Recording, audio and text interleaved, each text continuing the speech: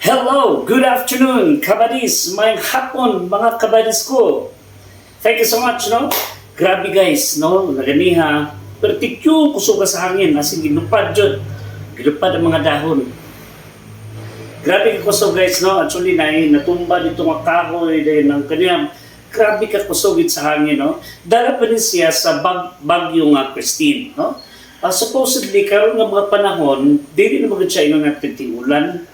Naan na siya sa mga sugod na taning northeast monsoon, no? Uga na siya, dahil at the same time, bugnaw ang hangin.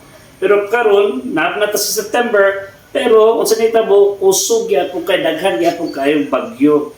So ato na din siya makumpara sa una, lahi na gyud kayo, no? Ano man, kay sa una, ang nahitabo sa una, aron pa na ma-feel na nato ang simoy na hangin. So katakanta na dayon, no?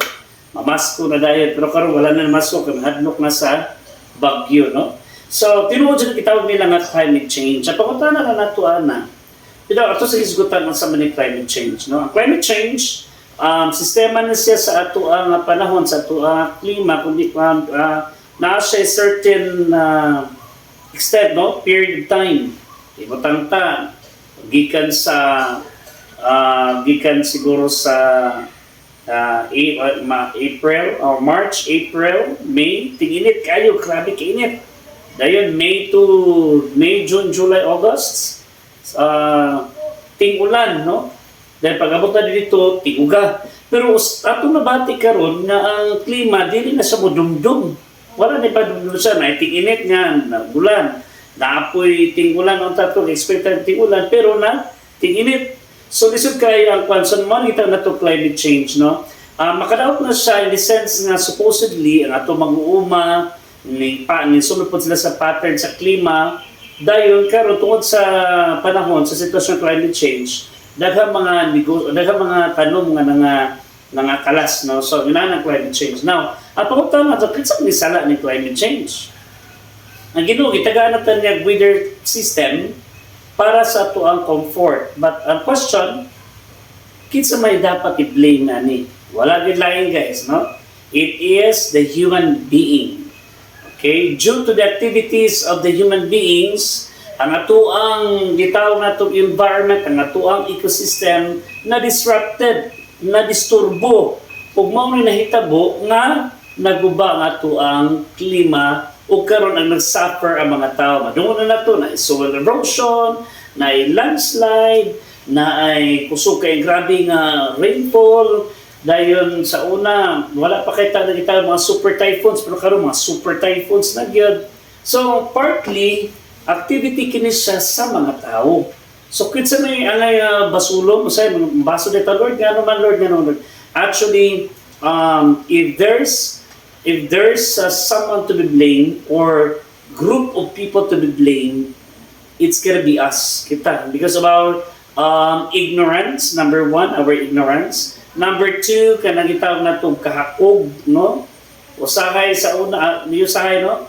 Before, natin gitawag na forests. Kanang ito kalasangan, nag-provide na nato siyang oxygen, dagan kayo. Dahil, dagan po kayo ang kahoy, nag-provide siya foliage. Dahil, ang atong ozone layer okay ka pa kayo.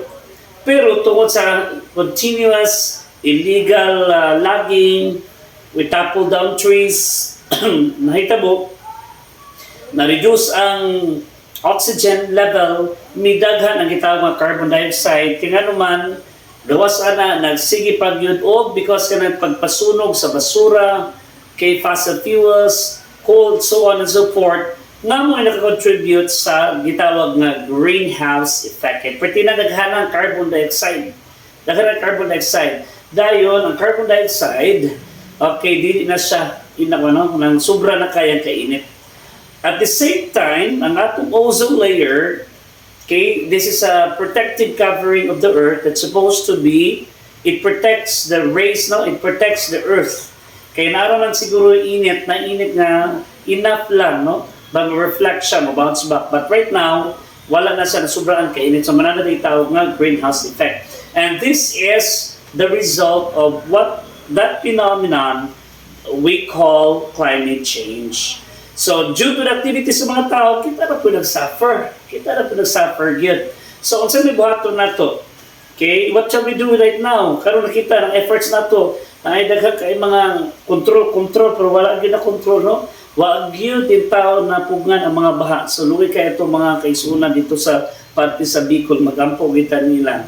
I think there is really a need, no? Sige naman sa kasababayan ng climate change, pero siguro in terms of kana bang intensity and level and then of awareness, at the same time, how far we have gone in terms of mitigating this particular problem, gamay pa kay atong efforts. So panahon na, usahay na good because ang atong yun ako na gusto tamhimong tiger country, nagkakita din mga mag-research usahay, ang mahitabo, ang mga forest na himo siyang agricultural to industrial, and thus na disrupted ang atong wala na yung ecological balance or ecosystem na wala na paano kayo disrupted na.